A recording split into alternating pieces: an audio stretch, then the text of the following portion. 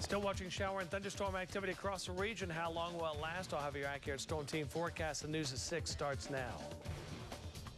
You're watching News Channel 11 in your corner at 6. Help me, I'm Amanda Berry. Hello? Amanda. Yeah, Grandma. How are you? From one call filled with fear to another, capturing unbelievable joy, 3 women held captive in a Cleveland home for years get to make the call they thought they'd never get to do. Although they were out of sight, they were never out of mind. Tonight, News Channel 11 shares the exclusive raw reaction of an Elizabethton family who got the call they've been praying for. Again, good evening. Thanks for being here. I'm Josh Smith. And I'm Sarah Diamond. It's being called a miracle. 3 women kidnapped and held hostage for nearly a decade, free tonight, found alive in the same Cleveland home. And we were there today when Amanda Berry called her family in Elizabethton for the first time in 10 years. Amazing. Some background on the investigation. Amanda, as well as Gina DeJesus, Michelle Knight, and a 6-year-old child were freed from a house yesterday in a Cleveland neighborhood. April 21st, 2003, the night before her 17th birthday. Amanda disappeared after leaving her job at a Burger King restaurant a few blocks from her home. The women were found after neighbors say Berry kicked the door, screamed for help, and made a dramatic 911 call to police. I've been kidnapped and I've been missing for 10 years, and I'm here. I'm free now. Due to Amanda's brave actions, these 3 women are alive today. And today, police called her a hero. And now she is calling the people she loves most to let them know that she is safe. Nate Morabito was there for that phone call. Nate? Yeah, it still gives me chills thinking about hearing her voice this morning. Imagine how her family felt when they got that call. They're making arrangements to try and get up to see Amanda as soon as possible. Unfortunately, Amanda's mom, a Cleveland native, died 3 years after she disappeared. But her sister, pictured here with Amanda last night, still lives in Cleveland. There's also a new addition to the family, a family with ties to the Tri-Cities.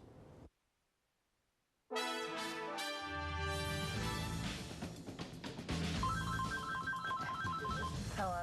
When Crystal Milton answered the phone, she... Is that Amanda?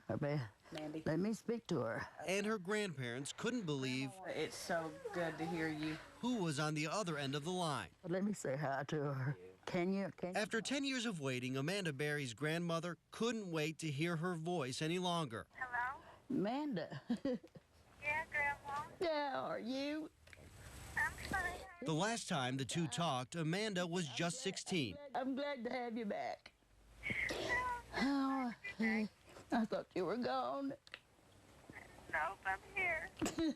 At one time, most of Berry's family lived in Cleveland, but Amanda's dad and grandparents moved back to Elizabethton more than a decade ago. We always spent our summers together. Still, the family never lost touch until 2003. I was up there about a month before she came up missing. 10 long years passed, and hope faded.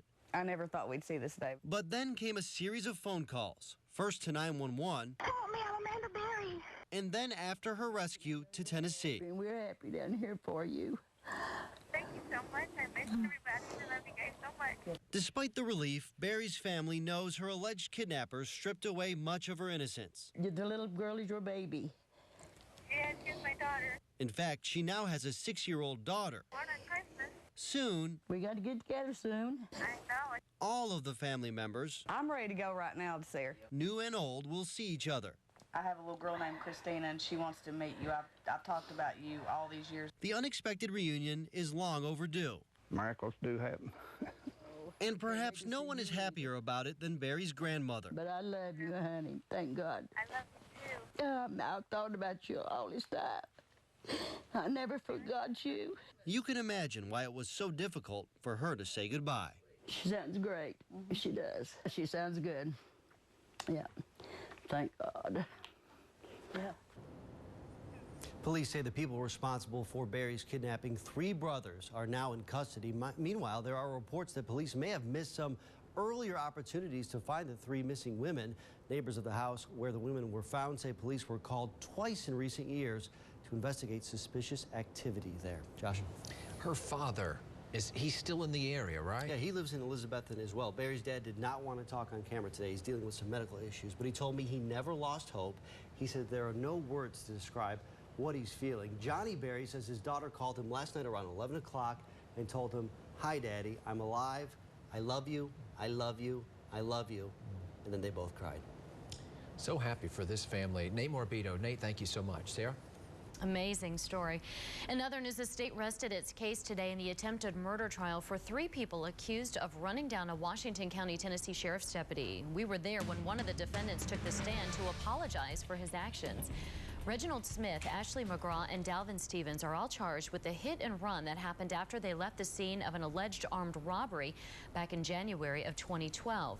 Today, the state called 8 witnesses, all leading up to the emotional testimony of Deputy Gary Doherty, the officer who was actually hit head-on by the car going nearly 80 miles an hour. His injuries sidelined him for 13 months. The tears began forming in Deputy Doherty's eyes when he told the jury the first thing he remembered saying after he woke up in the hospital was that he couldn't see. 2 of the defendants, Stevens and McGraw, were noticeably affected by his testimony, wiping away tears. When Stevens took the stand, he had a chance to say he was sorry. I'd like to apologize to you, Officer Doherty, for my actions. I never knew how severe the injury was, and I was just young and dumb. But I ask you for your forgiveness. Smith also testified while McGraw decided against it. Count 1 of criminal conspiracy for all 3 defendants was also dismissed. The judge said he could not find sufficient evidence to prove the robbery leading up to Deputy Doherty being run down was premeditated. A Tri-Cities nursing home is filing an appeal after the state of Tennessee suspended admissions to the facility following an inspection that revealed employees failed to protect residents from abuse. It's an update to a story we first brought you last week. Bristol Nursing Home has been fined more than $500,000 by the federal government in the last 2 years alone and was fined again by the state earlier this month. The state also told the facility Medicare would no longer pay for patients in the home after May 15th. Findings from an investigation also revealed the nursing home did not properly report 2 incidents, one where a nurse is accused of putting tape over the mouth of a patient with dementia. The appeal maintains Bristol Nursing Home was in compliance with regulatory guidelines, and the company says they do not think the allegations merit the punishment.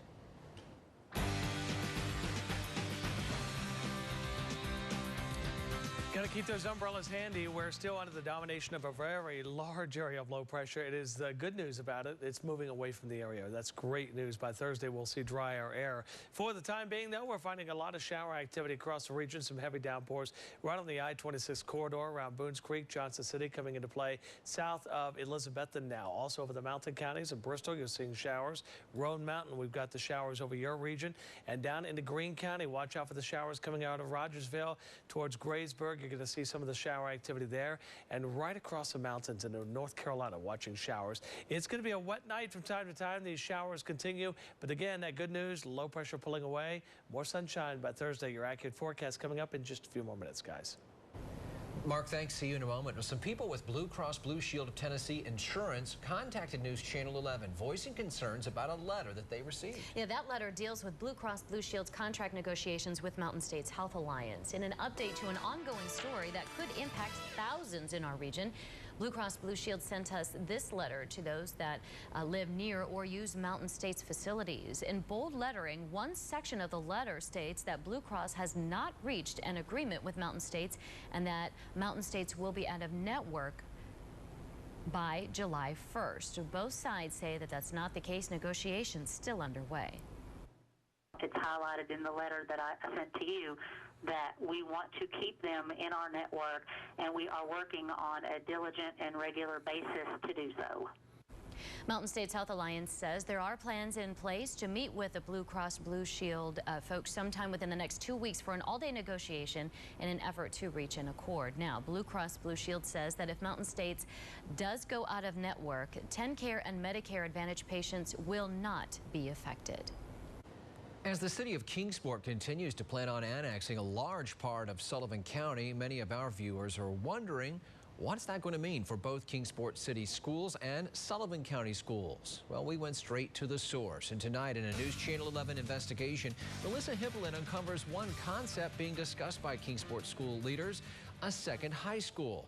We obtained emails written by Kingsport Superintendent of Schools Dr. Lyle Elshai about annexation, and what we've uncovered may surprise you. First, some background. With declining enrollment and budget issues, Sullivan County school leaders are being forced to consider closing or consolidating schools.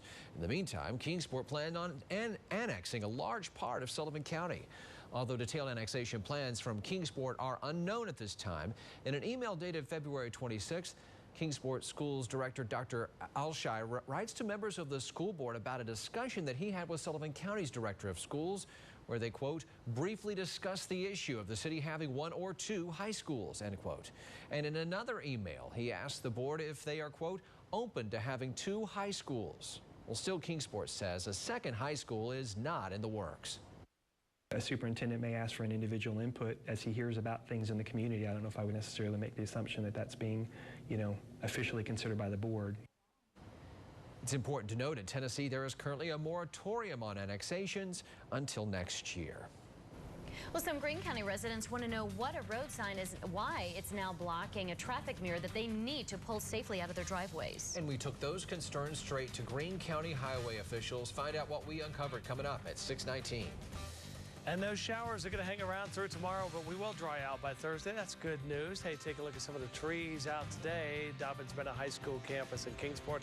Melissa Hippolyte getting our video, your forecast coming up. And here are your headlines from today's edition of the Elizabethan Star.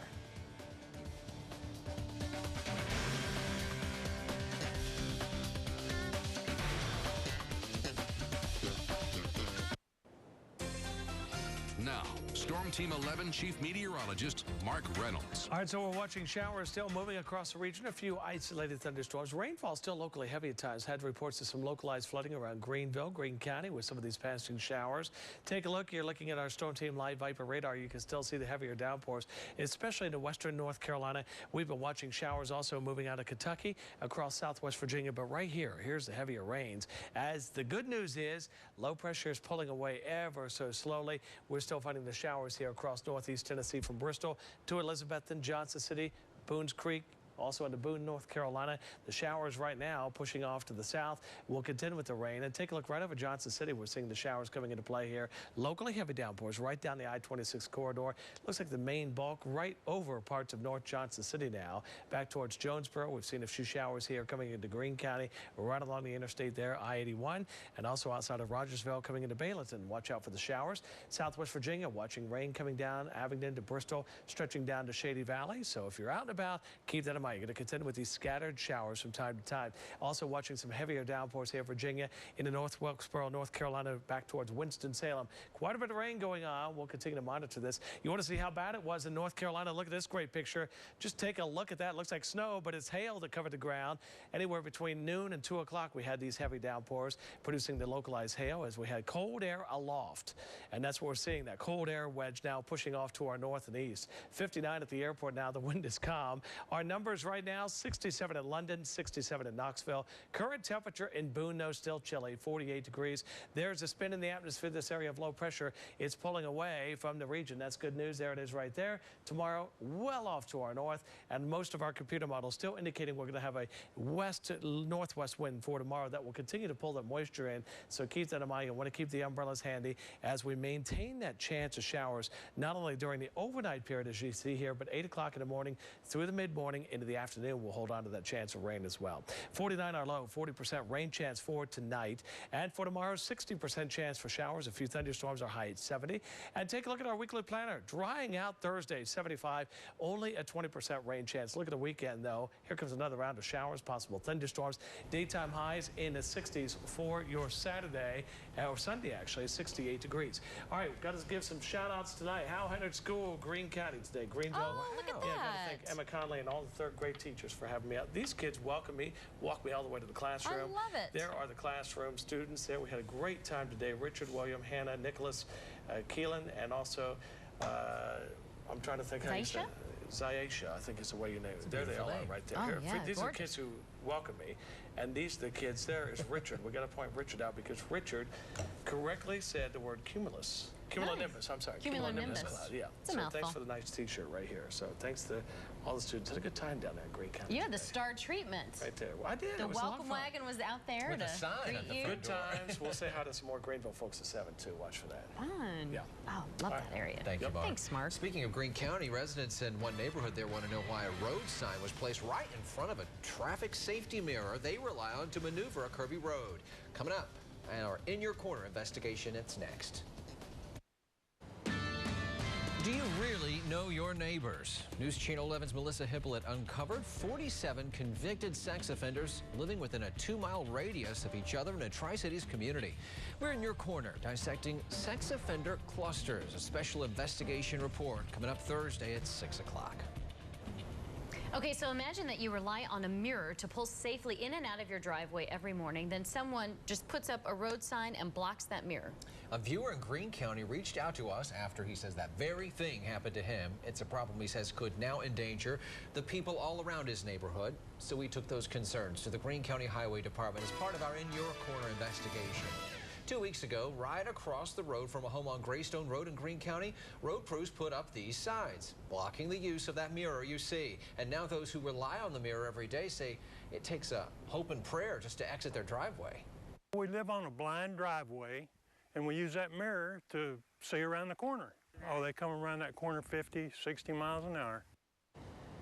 So we reached out to the Greene County Highway Department, and they say they are trying to fix the problem. However, the Highway Department says because the signs are part of a state grant, the state bid out the work to put up the signs, and then the state has to approve any changes made to the signs. So we contacted the Tennessee Department of Transportation today, but they have yet to return our call.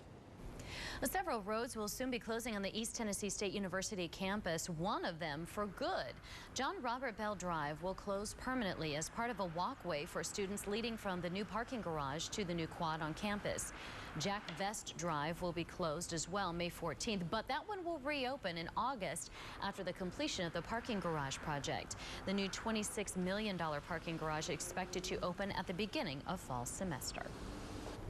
Well, Kenny Hawkins joins us now. Some big basketball news for UT and ETSU. That's right. Point guard Trey Golden shocked everybody. He has informed the volunteer men's basketball coaching staff that he wants to transfer. Plus, ETSU basketball assistant Mike Boyd will not return for his 11th season on the blue and gold bench. I'll have that story next to sports.